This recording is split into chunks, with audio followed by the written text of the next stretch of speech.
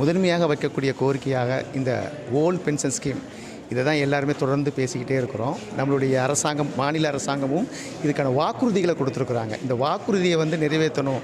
கிட்டத்தட்ட இந்த அரசாங்கம், நம்முடைய மாநில அரசாங்கம் மிக சிறப்பாக 80% அவங்களுடைய எலெக்ஷனுக்கு முன்னாடி சொன்னக்கூடிய அத்தனை வாக்குறுதிகள் நிறைவேற்றி கொண்டு வந்திருக்கிறாங்க.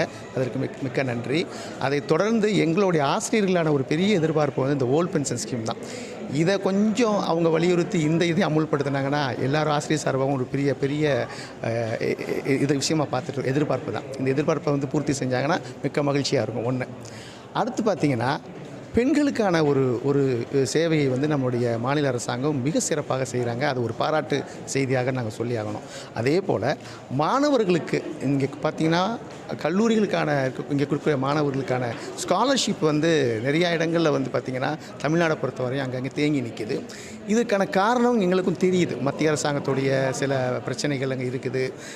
சில டிபேட்ஸ் ஓடிட்டு இருக்குது பாராளுமன்றத்திலையும். அதை நம்மளுடைய மாநில அரசாங்கத்தை சேர்ந்த அனைத்து மாநில அமைச்சர்களும் எம்பிக்களும் சேர்ந்து நமக்காக போராடிக்கிட்டு இருக்கிறாங்க. அது எங்களுக்கு உணர முடியும்.